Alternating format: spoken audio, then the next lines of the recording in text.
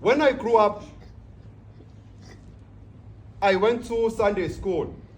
I was taught about Christian life. I was a server.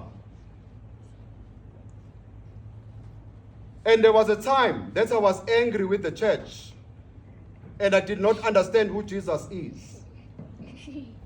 Then there was a moment in my life that I began to do all nasty things, which I'm not at liberty to explain them to you here. But they were not so good. They were like sins in my life.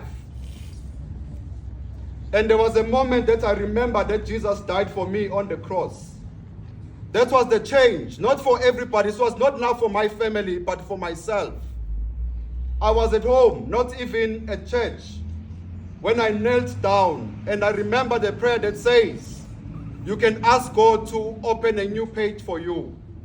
That was the simplest prayer I've ever prayed. And from that day, my life changed. I cried because I felt God washing all my sins. It was a Friday in July 1999. On Sunday, I went to church.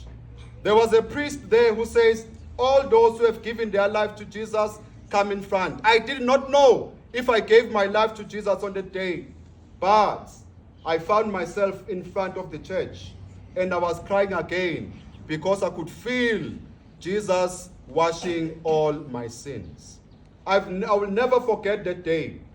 That day was a joyous day in my entire life when I felt freedom from all the mistakes I've ever done in my life. It's all because of what Jesus has done for me. And after a few months listening, I remember that when I was young, I felt God saying to me, one day when you are old, you are going to be a priest. So after 3 months, after I gave my life to Jesus, I met a friend of mine, Father Dave Dufton. He said, God has a plan for your life. And then I left my job where I was working, and I followed Jesus. And today, Lesedi, I'm a priest, my boy. You are sitting on my lap because of what Jesus did on the cross for me.